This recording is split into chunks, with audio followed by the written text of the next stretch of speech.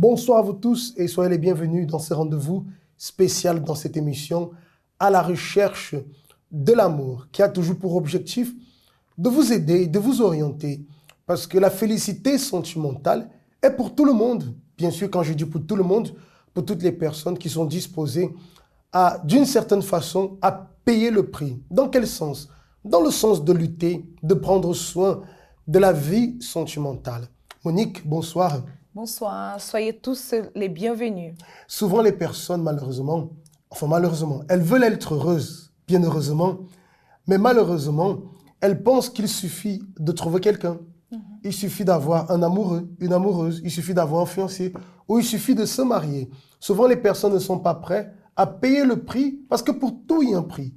Dans l'amour, pour vivre cette félicité dans l'amour, il faut comprendre qu'il y a un prix à payer. D'ailleurs, nous avons parlé à ce sujet déjà.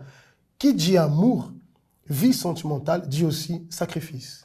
Oui, sacrifice, parce que, bon, comme tu as bien dit, rien vient gratuitement. Et pourquoi dans l'amour, que c'est quelque chose de tellement merveilleux, les choses, elles doivent venir gratuitement, n'est-ce pas? Il faut travailler pour cela. Comme on a aussi toujours la tendance à dire, pour l'amour, il y a un chemin.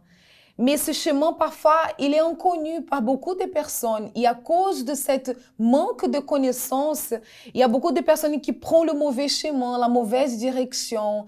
Et vraiment, c'est le chemin de la facilité. Et parfois, le chemin de la facilité, ça ne va pas porter cet amour, ce bonheur que la personne, elle cherche tant. De toute façon, le chemin de la facilité amène toujours des problèmes. C'est bien que dans le chemin du sacrifice, il y a des luttes, mais des luttes qui apportent des grandes victoires. Mais le chemin de la facilité, malheureusement, conduit beaucoup de personnes à la perdition dans leur vie sentimentale, finissent par être marquées, finissent par avoir du dégoût dans la vie sentimentale. Alors, nous sommes ici ce soir pour vous apporter encore des éléments qui certainement vont vous aider. Mais avant de parler du thème de ce soir, j'aimerais faire un appel à tous ceux qui sont célibataires. Demain, nous aurons une rencontre spéciale dans la thérapie de l'amour à partir de 19h. Je ne vais pas trop parler, je vous laisse voir ce spot et juste après, on se retrouve. Où serez-vous jeudi prochain? La thérapie de l'amour prépare un moment spécial pour vous qui êtes célibataire. 1 heure d'échange et d'enseignements précieux pour apprendre à développer une bonne relation. Une rencontre mensuelle pour vous aider à bien choisir votre partenaire et éviter de tomber dans un piège. Un dialogue efficace pour répondre à vos questions. Des fois, en tant que célibataire, on ne sait pas ce qu'on veut faire. Ça m'a vraiment confortée dans mon choix. Je trouvais que c'était un moment différent. Recevez des conseils pour savoir comment se comporter dans la vie à deux. Rendez-vous à l'heure des célibataires, ce jeudi à 19h. Voilà, vous tous qui êtes célibataires, l'invitation est lancée. Donc demain, ici à Paris, à 19h, à Évry-Courcouronnes, Nantes et Lyon, à 18h30. De toute façon, en fin d'émission, nous aurons l'occasion d'en reparler. Sans plus tarder, nous allons déjà entrer dans le sujet de ce soir qui, certainement, va être une aide parce que c'est une situation que malheureusement, il y a des personnes qui vivent et qui ne savent pas comment s'en débarrasser. Il arrive parfois, Monique, que la personne entre dans une relation et elle se rend compte que, c'est même pas plutôt qu'elle se rend compte, mais l'autre personne a pris la décision de rompre cette relation pour des raisons qu'elle-même connaît.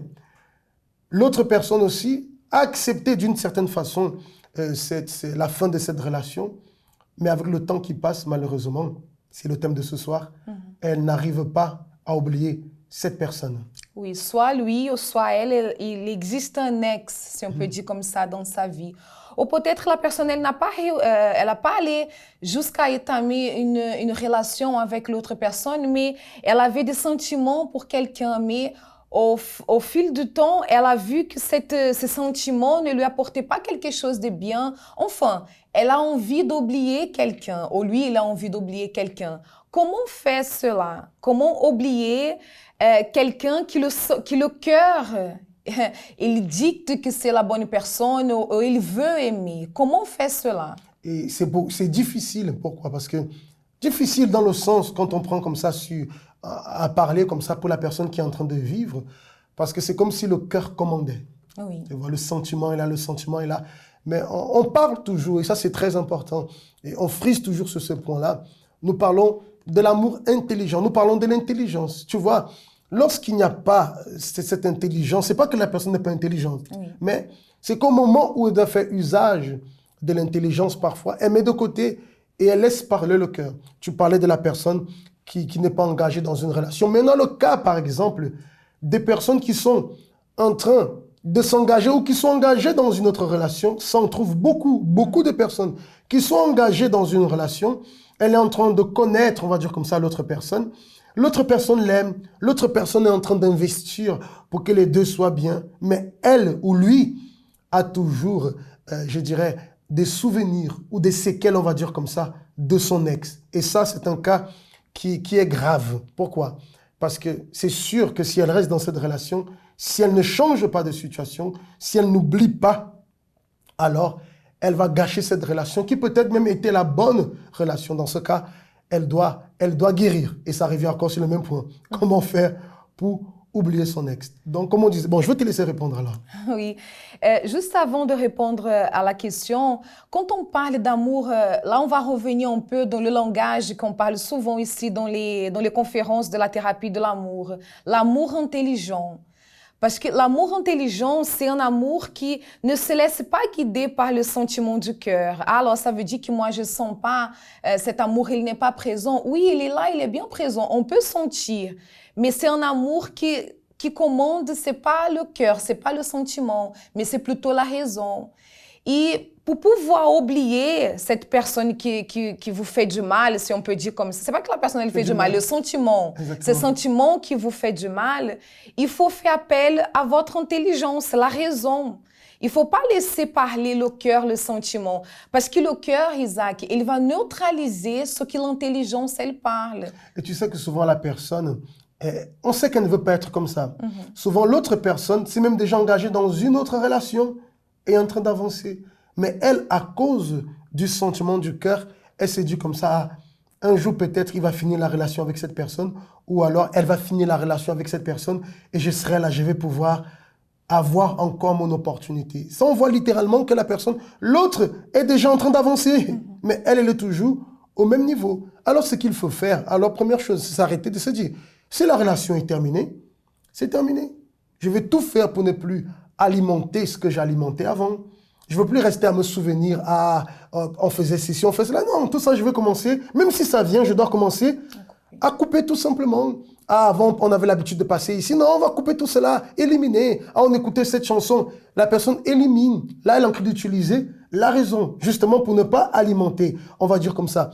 Elle va faire en sorte que le sentiment subisse un régime drastique. Elle va mettre le sentiment au régime jusqu'à ce que ce sentiment va totalement s'éteindre. Ça, c'est avec intelligence qu'on fait cela. Mais si elle ne prend pas cette attitude, elle veut oublier, elle veut, mais elle ne réussira pas. Parce que inconsciemment, elle est toujours en train de nourrir ce sentiment. Oui. Il y a le cas de la personne qu'elle est même dans la foi, elle est à l'église et parfois elle nous cherche pour pouvoir nous dire, mais je suis en train de prier pour cela, mais cela ne part pas, c'est plus fort que moi. C'est pas la prière qui va retirer cela. On peut prier pour demander à Dieu la force, mais c'est la décision de la personne. Et elle décide lorsqu'elle utilise la raison. La décision, ça revient à la personne. Ni Dieu peut prendre l'attitude à la place de la personne. Comme tu as bien dit, Dieu il sera bien sûr là présent pour pouvoir fortifier la personne dans la démarche qu'elle va prendre la décision pour pouvoir faire. Donc, comme tu as bien dit, Isaac, il faut changer d'habitude. Vous voyez, parce que par exemple, quand on est ensemble avec quelqu'un, quand on parle avec une personne, quand il y a cette rupture, il y a toujours ces vides qui restent dans la vie de la personne. Imaginons, on avait, tous les soirs, on avait l'habitude de s'appeler. Donc, logiquement, lorsqu'il va venir ces moments de la nuit où on avait l'habitude de se parler, ça va venir ce souvenir. Le vide, il sera là. Mais au lieu de par exemple, rester là, couché, en train d'alimenter cette tristesse, ce genre de pensée... Voir des films d'amour. Voilà. Penser à cette situation, à cette relation, parce que d'ailleurs, c'est le moment où tous les beaux moments qu'on a passés ensemble vont venir. mais on doit changer d'attitude.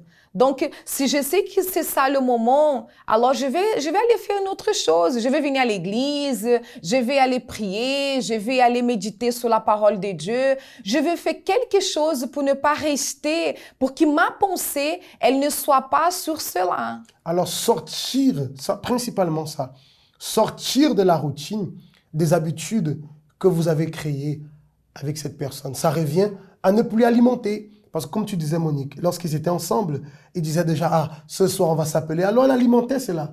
Mais le fait de dire, il n'y a plus d'appel, elle change d'habitude, alors forcément, le sentiment ne sera plus alimenté. Et vous allez voir qu'avec le temps, tout va s'estomper jusqu'au moment où il n'y aura plus ce sentiment. Et lorsque, voilà, elle est guérie, on va dire comme ça, de ce sentiment, c'est là qu'elle peut alors penser à commencer une nouvelle relation. Parce que parfois, la personne, ayant ce vide, qu'est-ce qu'elle fait? Elle se précipite à chercher quelqu'un pour remplir ce vide, pour avoir une autre habitude. Mais elle le fait, en fait, elle prend cette personne comme un remplaçant ou une remplaçante de l'autre personne. Alors, elle est avec l'autre personne, alimentant ce qu'elle vivait avant. Ça veut dire, la nouvelle personne est devant elle, mais elle pense toujours à l'autre personne. Donc, il faut se guérir premièrement. Une fois que vous êtes guéri de ce sentiment, vous êtes guéri de cette rupture, alors vous pouvez commencer sainement une nouvelle relation avec une autre personne. Et tu sais, Isaac, cette personne qui nous écoute et qui vit cette situation, j'ai une chose à vous dire. Vous êtes plus fort de ce que vous pouvez imaginer. Votre cœur, il ne peut pas commander votre raison, sauf si vous choisissez de faire cela. Et c'est ça parfois. Lorsqu'on parle à la personne, elle dit « Ah mais non, parce que ceci », elle reconnaît qu'elle ne veut pas être dans cet état, mais néanmoins, elle veut poursuivre. Donc, on vous a montré le chemin, la décision, comme on a dit. Même Dieu ne peut pas prendre la décision à la place de la personne. Il va la fortifier dans la décision qu'elle prend. Cette décision intelligente, bien sûr, de mettre ça de côté et de repartir à zéro, de commencer à avoir un nouveau départ. Donc, voilà la direction de ce soir. Avant de nous quitter, on va voir en ce moment l'expérience d'une personne. On a beaucoup d'expériences comme ça d'ailleurs, des personnes qui ont vécu ces situations, qui ont gardé et qui intelligemment ont su sortir de la situation. Voyons l'expérience d'une personne alors qui participe avec nous des conférences de la thérapie pour que vous puissiez voir les bénéfices de ce travail qui est réalisé. À tout de suite.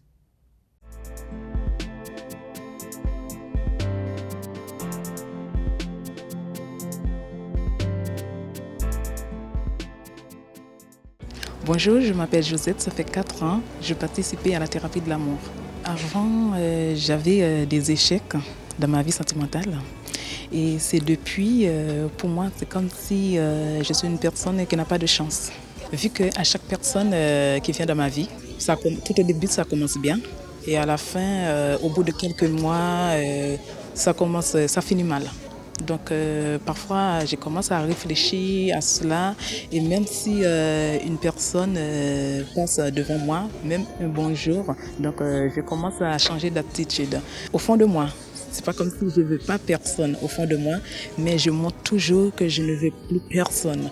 Donc ce qui fait ma vision, c'était juste habiter seule, avoir tout, mais petit, vraiment petit, même ma maison petit, tout vraiment petit, parce que je vais habiter seule. Et j'ai même dit que je préfère un temps adopter un enfant, que ce soit un neveu ou une nièce. À chaque fois, je viens à la thérapie de l'amour le jeudi. J'ai entendu quelque chose, j'ai commencé à mettre en pratique. Donc au fur et à mesure, ma vision, ça commence à changer. Les attitudes aussi commencent à changer aussi. Même si une personne passe devant moi pour me dire bonjour, donc, voilà. Il n'y a pas de timidité, rien du tout. Aujourd'hui, je pense différemment, vu qu'auparavant, pour moi, tout était maudit. Mais maintenant, grâce à la thérapie de l'amour, tout a changé.